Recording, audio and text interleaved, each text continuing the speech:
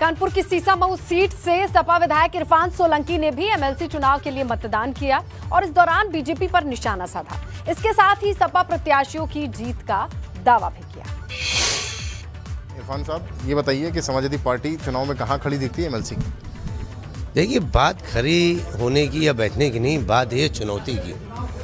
आपने भी जब चैनल शुरू करा था तो इतने व्यूअर नहीं थे, इतने लोग देखने वाले नहीं थे। जब इरादे मजबूत होते हैं जब भी मंजिल मिलती है।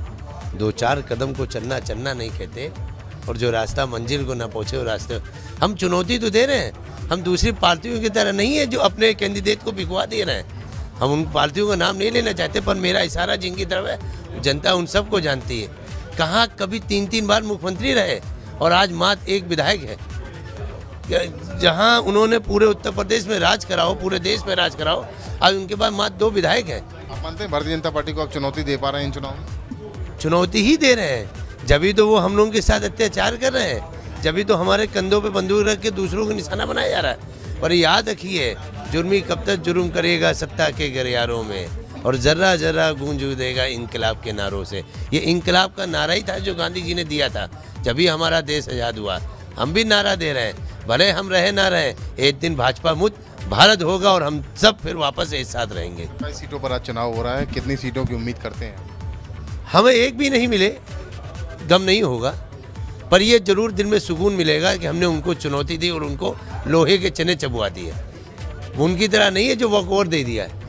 हम उनकी तरह हैं जो लड़ेंगे, भले हारेंगे या जीतेंगे वो तो तय ऊपर वाला करेगा। कोई पहले से तय नहीं कर सकता, भाग ऊपर वाला लिखता है।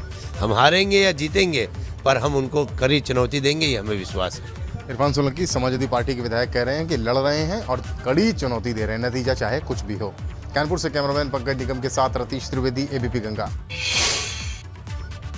प्रतापगढ़ में कुंडा के विधायक और जनसत्ता पार्टी लोकतांत्रिक के अध्यक्ष राजा भैया ने अपनी पार्टी की जीत का दावा किया है।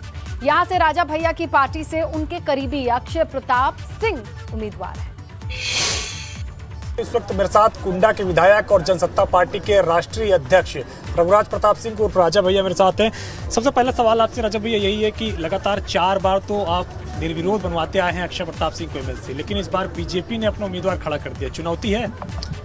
पूरे जिले के सारी विधानसभा, सारे ब्लॉक के पंचायत प्रतिनिधियों का पूरा आशीर्वाद है, और हम लोग अकेले 85% से अधिक वोट लेकर के विजयी हो रहे हैं।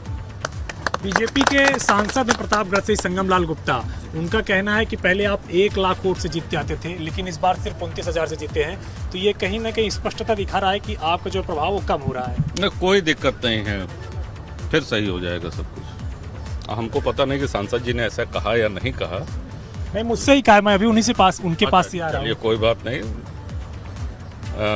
जनता का प्रसाद है, जनता का आशीर्वाद है। जिस लायक समझा उन्होंने आशीर्वाद दिया। हमारी सेवा जारी रहेगी। तो आप क्या इसके बाद आपकी क्या चुनौती रहेगी? अगर 12 तारीख को आप जीतते हैं तो क्या आगे? इसके बाद जनसेवा का अभियान शुरू होगा।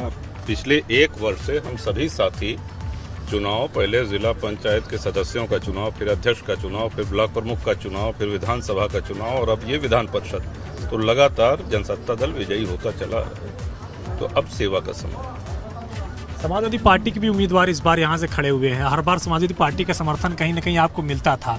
आपको कहीं वो गिनती में लग रहे हैं क्या? कहीं गिनती में दिख रहे हैं? प्रत्याशी खड़ा होने तो कोई भी खड़ा हो जाए, लोकतंत्र है, जिसने चाहा उसने नामांकन कर दिया। लेकिन वजूद क्या है, इस पे जाइए ना। आप तो प्रतापगढ़ के रहने वाले भी हैं। शुक्रिया हमसे बातचीत करने के लिए। ये रघुराज प्रताप सिंह राजा भैया हैं जो कि कह रहे हैं कि समाजवादी पार्टी का कोई वजूद नहीं है। एक बार फिर से यहाँ से ये चुनाव जीत कर दिखाएंगे। जब 12 तारीख को नतीजे आएंगे तो अक्षय प्रताप सिंह फिर से यहाँ पे विजयी होंगे।